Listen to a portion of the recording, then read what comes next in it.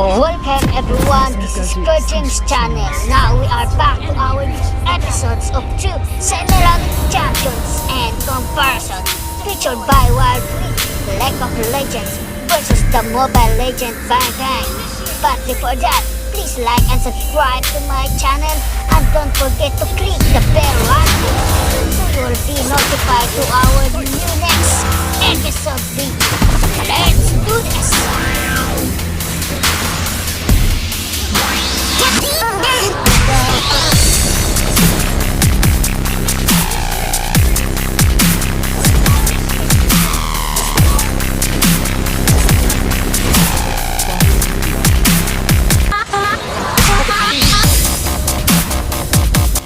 Meet Samira, the Desert Rose. As a young Shuriman, she made a name for herself among the war bands of Noxus by taking on the most dangerous missions with ease. She's a gunslinging, sword-swinging marksman, style above all else. Samira's passive is her daredevil impulse. Wielding both guns and a sword, Samira can strike from a distance or melee range, switching weapons automatically when she attacks. Whenever Samira hits an enemy champion, she starts building her style rank from E up to S. Each hit must be distinct from the previous one to add to the combo, so no spamming.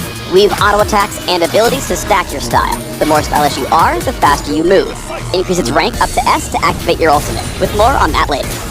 If Samira leaves combat, her style resets shortly afterward. If Samira targets an enemy affected by hard crowd control in her attack range, she will knock him up into the air, unleashing a flurry of shots at the same time.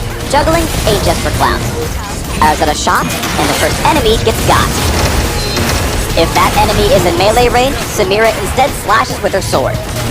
No rose is without its thorns. This attack can critically strike for a good chunk of bonus damage.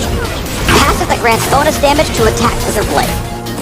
When activated, Samira unleashes her inner sword master and spins in a circle for a brief moment, damaging enemies and destroying enemy missiles in the area. Move over, Yasuo. The Tilt Queen is here. With Wild Rush, Samira dashes through an ally or enemy within range, slashing enemies along her path. Anytime Samira gets a takedown, Wild Rush's cooldown resets, allowing her to get back into, or out of, the fight. Activate Flare alongside Wild Rush to deal extra damage to targets along your path. Or use Blade Whirl right before you dash to save a teammate. You can put it on their tab. Once Samira earns an S grade, she can cast her ultimate, Inferno trigger. Samira unleashes a sandstorm of attacks, hitting enemies in an area around her several times over a few seconds.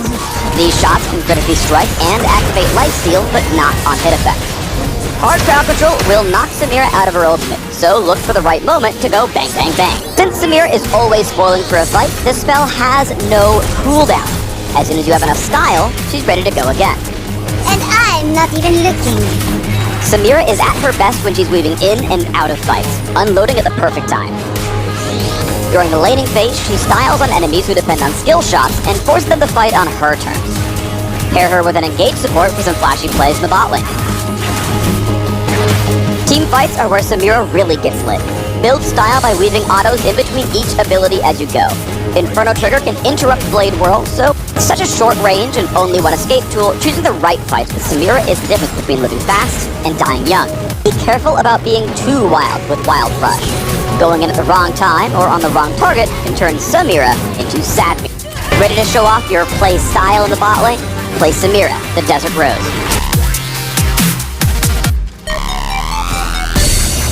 Samira comes from a city called Amakra, which unfortunately we can't find on the map. And that could be because in the present days, the city is ruined. But we know it should be roughly in the middle of Shurima, to the east of the Great Sun. And for a fun fact, Malzahar also grew up here.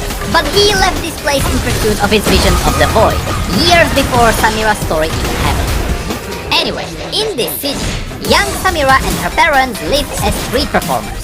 They dazzled, charmed and awed onlookers, which thrilled Samira, but worried her parents. Despite how much fun Samira had in the streets, her parents wished she could enjoy a more stable life. Unfortunately, this wish would not come to pass. The day Samira turned 14, during the night, armed strangers invaded Amakra. Thankfully, Samira was able to hide inside the roof of their house, but she still watched what was happening inside. These strangers invoked the name of some ancient mage, and they seized innocent villagers. Interestingly enough, Since Samira and Sivir are supposed to be roughly the same age, with Samira being older, since Sivir was the one who opened the tomb of the emperors and released Zera, that would mean that these fanatics who invaded Amakra and who obviously praised Zera, which is obvious from Samira's instructions. Zera, your people ended my home. I will end your existence.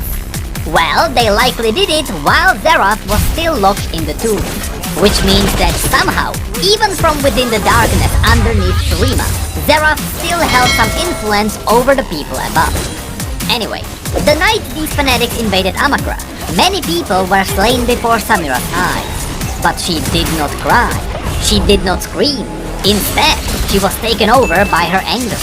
Not at the killers, but at herself for hiding. Throughout her entire life, she had never felt driven by fear, even when she attempted the most dangerous stunts. But in that moment, Samira hated herself and vowed never to feel so scared and helpless again. Although they got wounded, Samira, her parents, and a handful of others managed to escape to Belzu, which was one of the first Shuriman port cities to fall under Noxian rule. So, to the people of Amakra, Noxus provided a safe haven, but to Samira, Noxus opened a door. While the other refugees were happy to live a quiet life here, Samira was determined to reclaim her courage and make sure she would never be afraid again. And so, she walked into the streets alone, because since her parents were still injured, they couldn't. Suddenly, performing was no longer a job. It was her stage to be fearless. Slowly, she outdid herself with every stunt, even when no one bothered to look, but it was still not enough to support her family. That was when Samira stumbled upon a call to join a Noxian warband.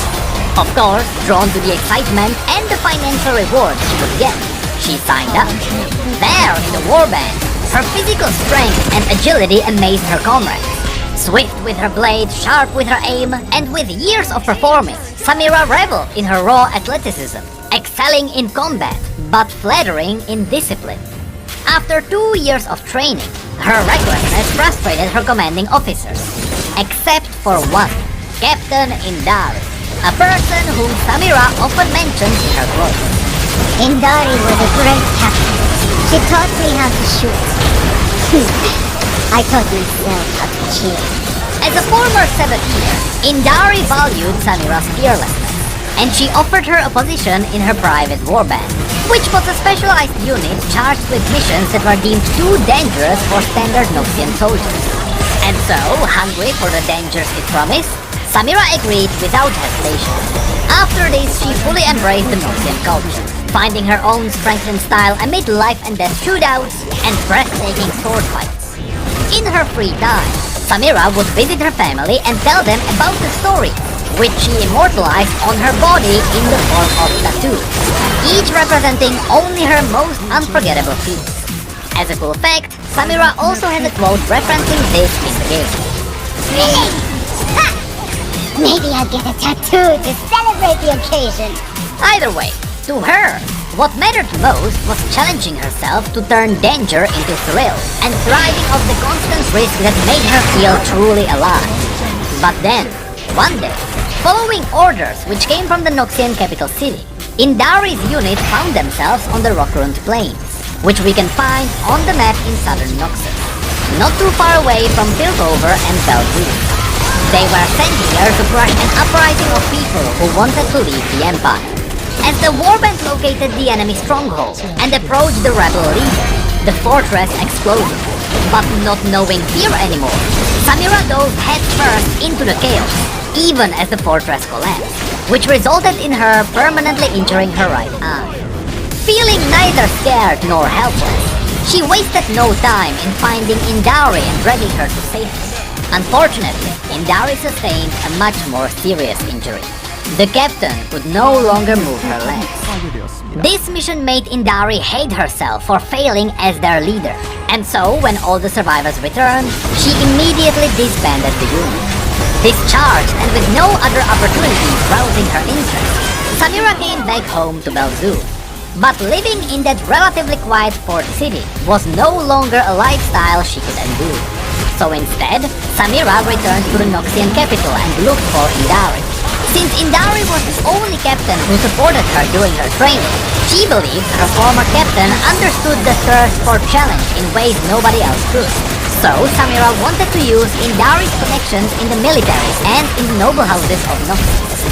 When she found Indari, she proposed they team up again in a new partnership, where Indari could operate behind the scenes to find Samira some dangerous mercenary work.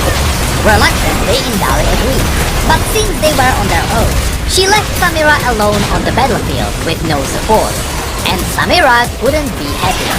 She eagerly undertook missions meant for entire warband, and still succeeded. Her daredevil reputation spread far and wide, from beating a Zonite Can Baron in hand-to-hand combat, to being the lone survivor of a Bilgewater raid. Samira completed every job no matter the odds. With Indari's connections, even the Noxian High Command accepted her, recognizing there was no one better suited to take on their most dangerous missions. Now Samira shows no sign of slowing down. She can be found scaling mountain cliffs one day, and arm wrestling outlaws in crowded taverns the next. But wherever she may be, one thing is certain. Samira never fails to find her next big thrill. And that is Samira's entire bio. As always, new champions tend to get extra color story when they are released onto live servers.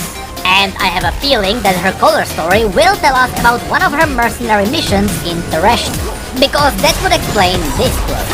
Wow, like headache me all over again. Interestingly enough, her bio didn't mention the fact that she's using black powder pistols, which is referencing one of Swain's stories called The Black Powder Plot. What's awesome about the story is that not only did it reveal that the black powder is being mined in the Rockroom Plains, which ironically is the very place where Samira lost her eye, but this older story also describes how Noxus was fighting against the locals to secure these mines. And now, years later, Samira revealed that not only were these locals people who wanted to separate from the Empire, but now it also makes sense why the enemy base exploded and crippled Indari. It's because this place gathered explosive materials. And in fact, the commanders agreed that in order to overtake this place, they might have to use brute force and burn everything. So technically, the base exploding could be another friendly fire on the side of Noxus. I mean, Noxus is known for that. So, with the context from the Black Powder Plot, it all now makes sense. And it only shows us how good Riot's been lately at checking their older stories and adding more depth to them.